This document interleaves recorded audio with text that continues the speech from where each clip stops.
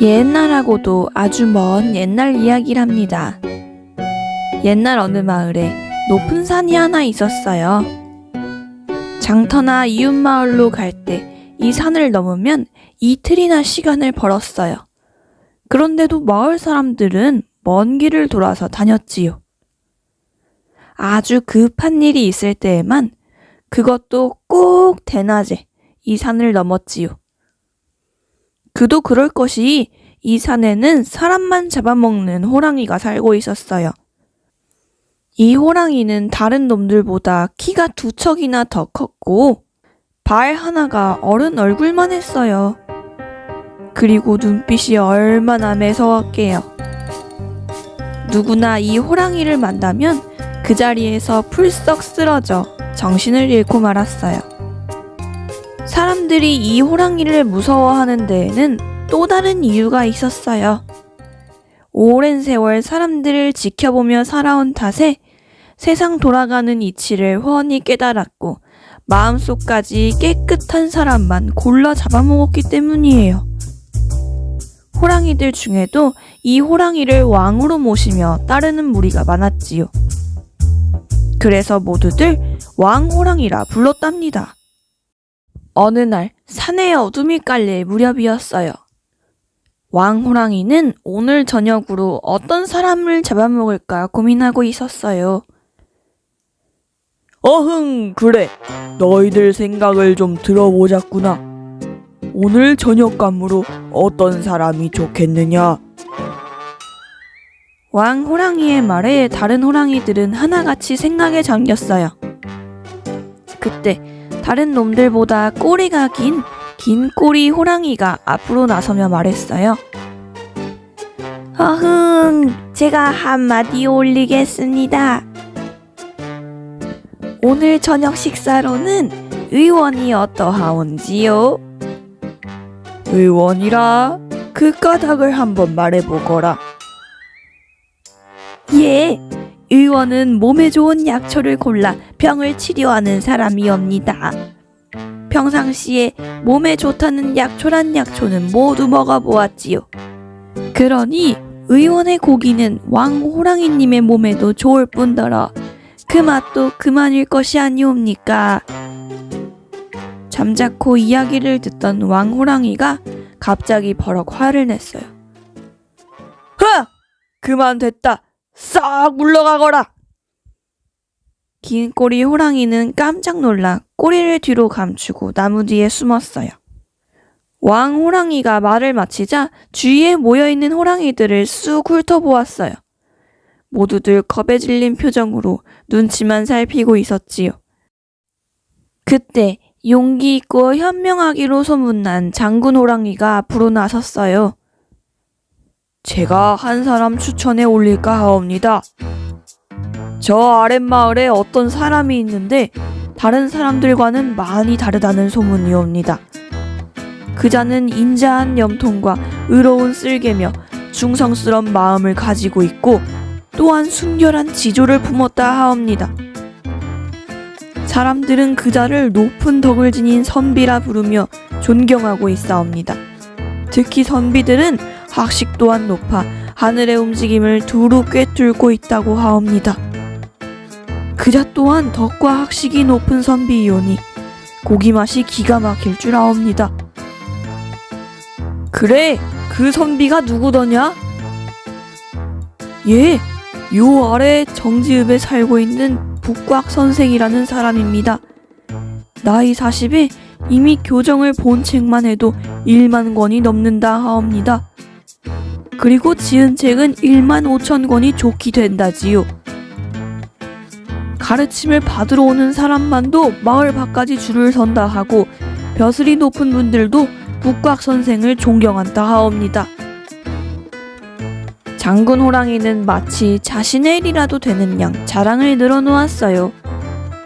잠시 생각에 잠겨있던 왕 호랑이는 자리에서 일어나 장군 호랑이에게 명령했어요.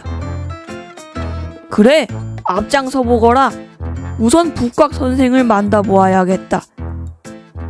그 고기가 내 입맛에 맞을지는 보고 나서 결정하자꾸나. 그리하여 장군 호랑이와 왕 호랑이는 북곽 선생을 찾아 길을 나섰어요. 한편 북곽 선생은 과부의 집에 머무르고 있었어요. 그 과부는 뛰어나게 아름다웠으며 남편이 죽자 다시 결혼을 하지 않고 홀로 아이들을 키우며 살아가고 있었으니까요.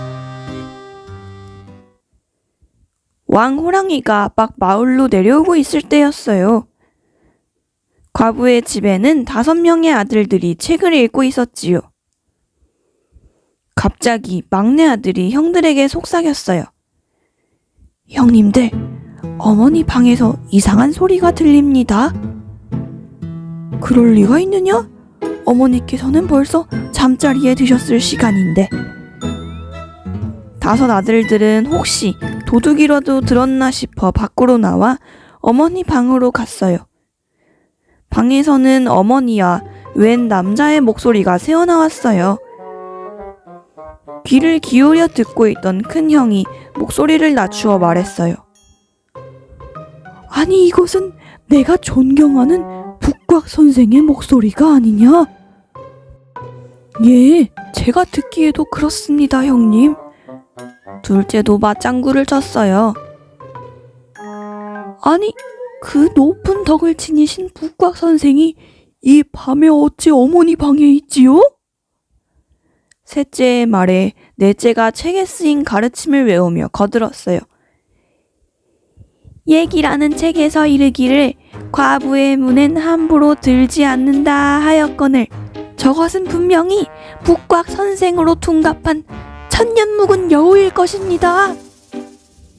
형님들, 저도 그 얘기는 들었습니다. 우리 마을 성문이 낡아서 여우 구멍이 있다고 하더라고요. 큰 형은 동생들을 진정시키며 용기를 내어 말했어요. 얘들아, 여우의 갓을 얻은 자는 천금의 부자가 되고 여우의 신을 얻은 자는 대낮에도 그림자를 감출 수 있고 여우의 꼬리를 얻은 자는 남을 잘 설득해서 누구라도 기뻐하게 한다고 하였다. 우리가 힘을 모아 여우를 잡아 이것들을 나누어 갖자. 형제들은 손에 몽둥이며 빗자루며 집어들고 방 안으로 뛰어들어갔어요. 방 안에 있던 북곽 선생은 소스라치게 놀라 갓도 두고 신발도 두고 우도도 두고 밖으로 도망쳐 나왔어요. 아이쿠, 이러다 사람들이 나를 알아보기라도 하면 큰일이다. 북곽 선생은 한쪽 다리를 비틀어 목덜미에 얹었어요. 그리고는 도깨비처럼 춤을 추고 웃으며 대문을 펄쩍펄쩍 뛰어나갔어요. 그러다가 그만 벌판에 있는 똥구덩이에 텀벙 빠졌지요. 아이고 냄새야, 나 죽네, 나 죽어! 북곽 선생은 간신히 똥구덩이에서 빠져나왔어요. 그때 마침 마을로 내려온 왕 호랑이가 북곽 선생 앞을 턱 막아섰어요. 참으로 망측한 자로구나. 북곽 선생은 왕 호랑이를 보자 겁에 질려 설설 기어 앞으로 나아갔어요. 왕 호랑이님, 여기엔 어쩐 일이십니까? 왕 호랑이님의 지극히 높으신 덕은 이미 알고 있으며 그 덕을 오래전부터 사모해 왔습니다. 그만 입을 다물지 못할까? 선비들은 아첨을 잘한다더니 그 말이 들리지 않구나. 평소엔 온갖 나쁜 말로 나를 욕하더니 잡아먹힐 신세가 되자 달콤한 말로 내 마음을 움직이려고 하는구나. 이런 고얀 놈! 제발 그 높으신 덕을 베푸시어 부디 목숨만은 살려주십시오. 너희 사람들 덕이 아무리 높다 한들 우리 호랑이들의 덕을 따라오겠느냐? 우리는 작고 약한 것들은 먹지 않으나 너희들은 무엇 하나 가리지 않고 먹어대지 않느냐? 그리고 우리가 마을로 내려와 말과 소를 잡아먹으면 원수로 여기지? 너희는 말과 소를 잡아먹지 않느냐? 너희를 위해 그렇게 땀 흘려 일하는데도 말이다. 그것도 모자라 우리가 먹을 노루와 사슴까지 남기지 않고 잡아가니 내 어찌 너희를 좋아할 수 있겠느냐? 듣고 보니 부끄럽기 짝이 없습니다. 북곽 선생은 왕호랑이가 말하는 동안 내내 머리를 조아리고 있었어요. 잠시 말이 끊기자 북곽 선생이 다시 기어들어가는 목소리로 말했어요. 왕호랑이님의 말씀이 모두 맞사옵니다. 이 보잘것없는 사람 왕호랑이님의 신하가 되고자 하니 부디 받아주시옵소서.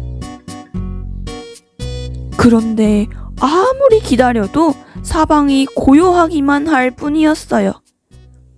북곽 선생이 힐끔 곁눈질을 하니 멀리 동이 터왔지요. 북곽 선생은 조심스레 고개를 들어 사방을 살펴보았어요.